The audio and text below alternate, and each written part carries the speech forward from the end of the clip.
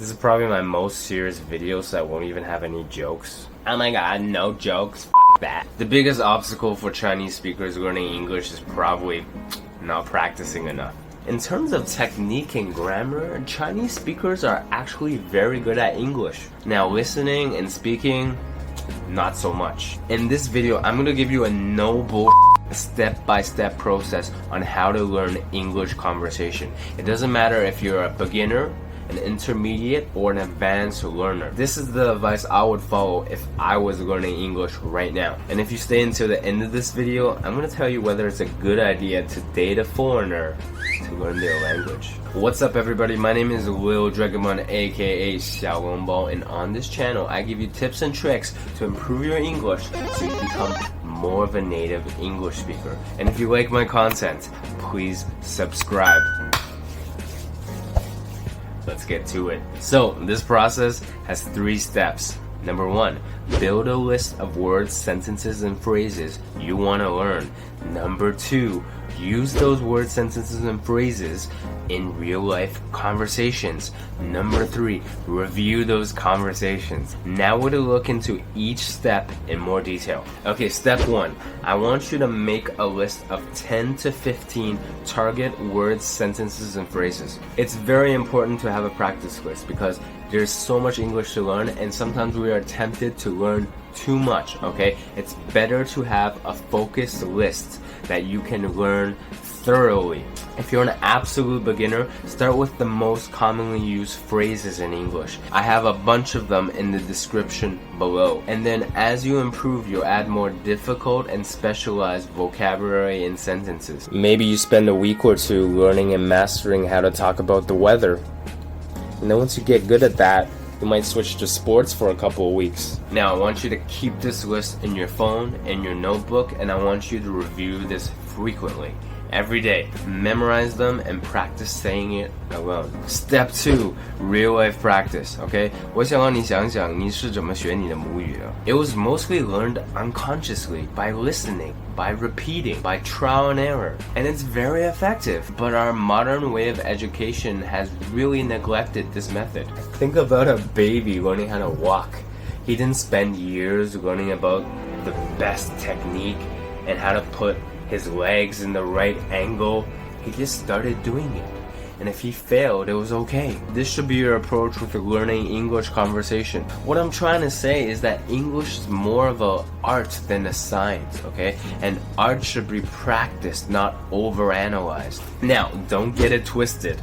Okay, don't get it twisted means 不要误会. Grammar is still important. Okay, and you also have to pass those stupid standardized tests. I don't care if you don't know any English. The faster you get out there and start practicing English conversation, the better it is and the more fun it will be for you. Imagine you're learning how to play the guitar.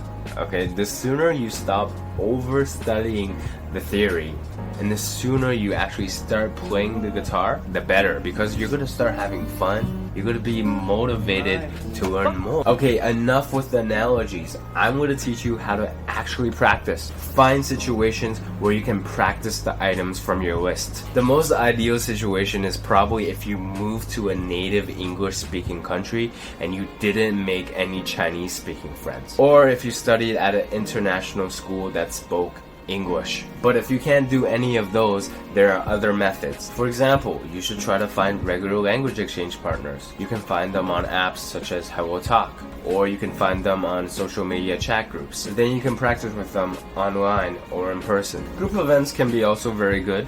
Language exchange meetups, okay, public speaking classes, or even English discussion classes, okay? But be careful because you might find that in these events, it might be harder for you to practice your target list vocabulary. And oh yes, you can get a boyfriend or a girlfriend that speaks your target language. More on that later. And if you can't afford it, I really recommend that you get a good tutor.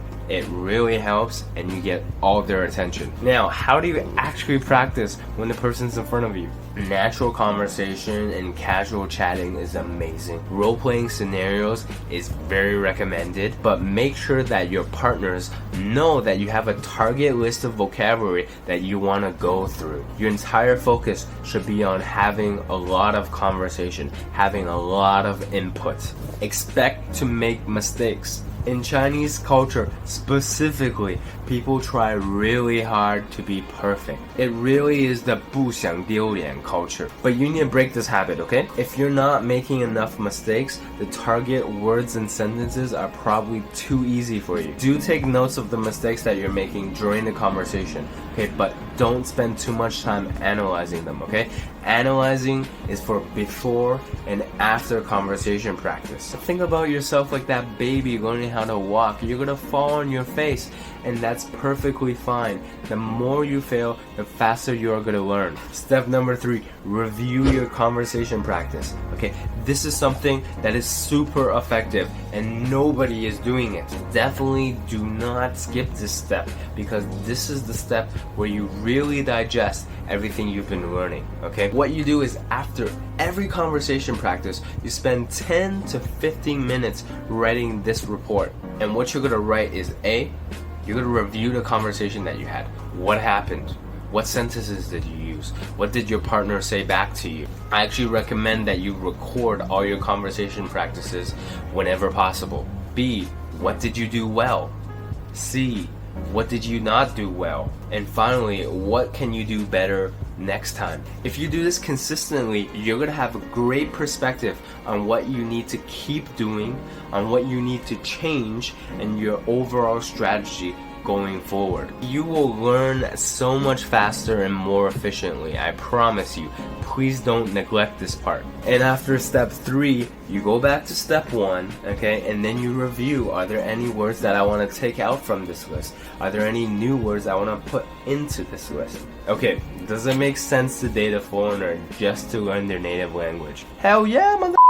This technique is called going to the college of dating white guys. You graduate with your bachelor's in international relations. Seriously, do it, unless the other person is completely disgusting. I can teach you English if you date me. Even if they know that you're using them, if they like you more than you like them, it's easy to get away with it. Chinese is not my best language, and I've dated native Chinese-speaking girls. And I do have to admit that my Chinese has improved so much because of this. But I would probably not rely on a girlfriend as my primary source of learning a language, okay, because it can probably be bad for the relationship.